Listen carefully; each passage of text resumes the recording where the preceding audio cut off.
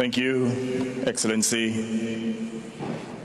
Mr. President, distinguished ladies and gentlemen, I have the honor to speak on behalf of the Alliance of Small Island States. The group thanks the government of the Arab Republic of Egypt for hosting COP27. 30 years ago, parties agreed to stabilize greenhouse gas emissions at a level that would prevent dangerous interference with the climate system.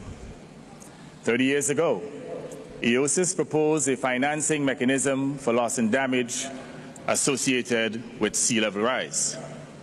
Today, emissions have already passed dangerous levels, and yet there is still no operational financing mechanism for loss and damage. Today, for small island states such as mine, the soliloquy in William Shakespeare's Macbeth resonates with a hammering significance.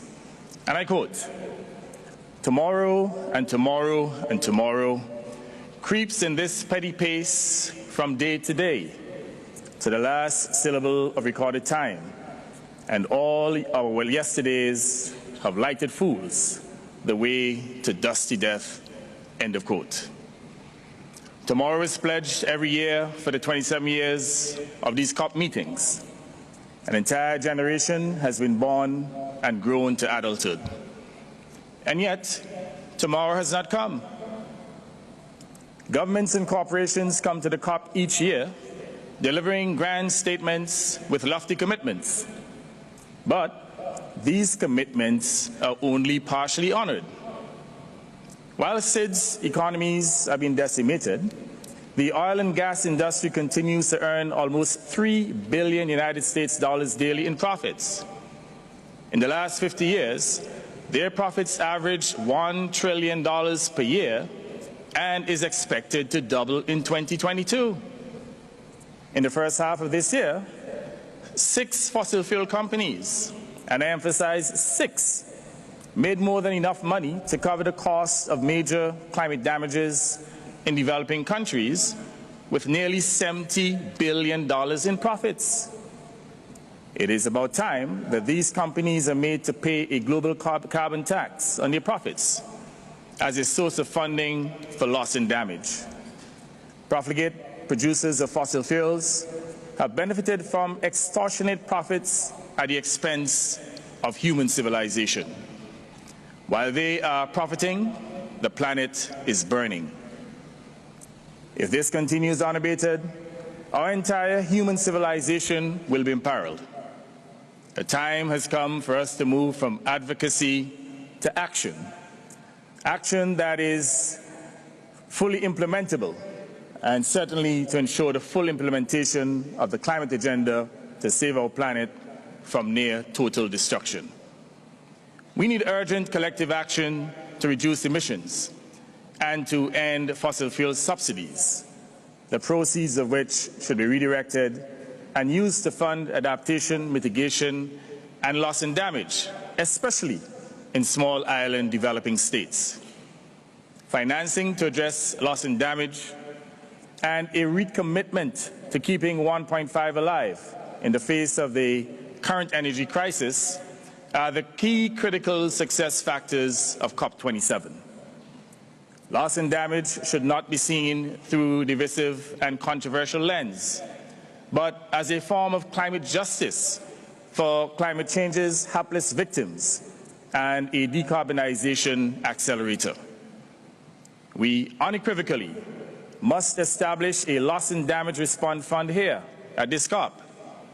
The adoption of the agenda item is just one step, and we look forward to the establishment and operationalization of the fund by 2024. After 30 years, SIDS should be demanding more. Establishing a new multilateral loss and damage fund is a small token when our members are losing up to 200% of GDP in one day from a single climate event. We recognize that in a world where might conquers right and power triumphs over fairness, the advocacy of small island states can be easily brushed aside and ignored. Determined to achieve urgent, just, and sustained climate action, a group of AOSIS member states, including Antigua and Barbuda, Tuvalu, Palau, and Niue, have registered with the UN Secretariat a Commission of Small Island States on Climate Change and International Law, COSIS. COSIS will explore the responsibility of states for injuries arising from their climate actions and breaches in their obligations. As small countries, this is the new dynamic pathway of justice where the polluter pays that we bring to the process of climate diplomacy. Ireland, Denmark, and Belgium have begun to show the way by announcing support to developing countries that have suffered damage due to climate change. It would be right for the major polluters, particularly those that have been involved in the historical use of fossil fuel energies, to follow this example. Mr. Chairman, the world now faces more floods, droughts, storms, and wildfires requiring an urgent response. Therefore, not only in the interests of small states, but in the interests of the global community, we will fight unrelentingly this climate crisis. And this includes fighting in international courts and under international law. I thank you.